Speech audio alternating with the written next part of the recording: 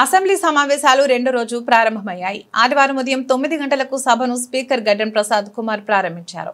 తెలంగాణలో స్థానిక సంస్థల ఎన్నికల్లో బీసీలకు 42% రిజర్వేషన్లు కల్పించనున్నట్లు రాష్ట్ర ప్రభుత్వం కీలక ప్రకటన చేసింది. ఇందుకు వీలు కల్పించేలా తెలంగాణ పురపాలక చట్టం 2019కు సవరణలు చేస్తూ రూపొందించిన బిల్లును శాసనసభలో ప్రవేశపెట్టింది. రెండో రోజు కొనసాగుతున్న అసెంబ్లీ సమావేశాల్లో భాగంగా పురపాలక చట్ట సవరణ బిల్లుపై చర్చ సందర్భంగా మంత్రి శ్రీధర్ బాబు ఈ విషయాన్ని స్పష్టం చేశారు. స్థానిక ఎన్నికల్లో బీసీలకు రిజర్వేషన్లు కల్పించాలనే లక్ష్యంతోనే ఈ బిల్లును సభ ముందుకు తీసుకొచ్చినట్లు మంత్రి శ్రీధర్ బాబు వివరించారు.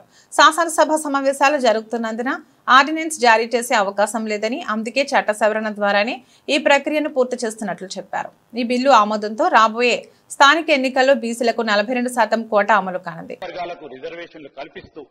రాబోయే కాలంలో వారి అభ్యున్నతికి మేమందరం కూడా కారకులు కావాలని ఈ రోజు మీ అందరిని కూడా కోరుతూ, మరి గౌరవ సభ్యులందరూ ఇచ్చే ఇంకేమైనా సూచనలు ఉంటే వారి సూచనలు ఇంతకుముందు కూడా తీసుకోవడం జరిగింది.